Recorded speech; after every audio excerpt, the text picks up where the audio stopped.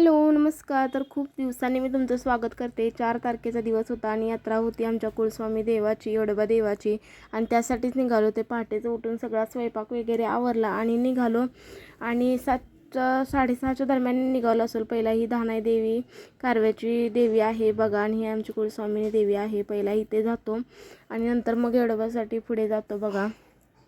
पोचलो होतो धानाई देवीवर जवळ, आणि आता इथं ओटी बिटी भरायची, आवरायचं सगळं सामान घेऊन आम्ही आलतो घरातूनच. नैवेद्य वगैरे सगळा केलेला आणि आता पोहोचलोय देवाजवळ. आता देवाची ओटी वगैरे भरणार, आणि लवकर पोचलेलो नाही ते, त्यामुळे अजून देवीची म्हणजे शृंगार वगैरे करायचं चालू होता बघा. देवीचं सगळं आता हे बघा, हे यात्रा उद्या होती त्यामुळे सगळे दागिने वगैरे वर सजवण्यासाठी काढून ठेवले होते, पण आम्ही लवकर आलतो त्यामुळे हे आम्हाला काही बघता आलं नाही. पण ह्यांची तयारी चालू होती बाहेर येते बघा. आणि त्यानंतर आम्ही सगळं देवाचं दर्शन वगैरे घेतलं सगळीकडं. मागं डोंगराई देवी आहे तिथेही जाऊन आलो. हे बघा, इथे डोंगराई देवीचं मंदिर आहे.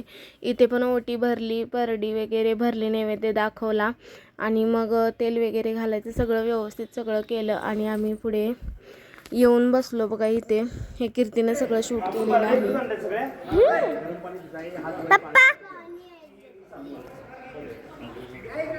मला पण आणि इकडे पुढे दुसरं अजून तिकडे आहे की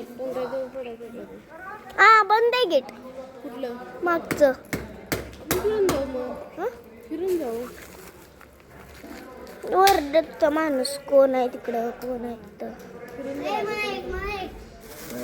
एक तुकडा द्या मला. गाडी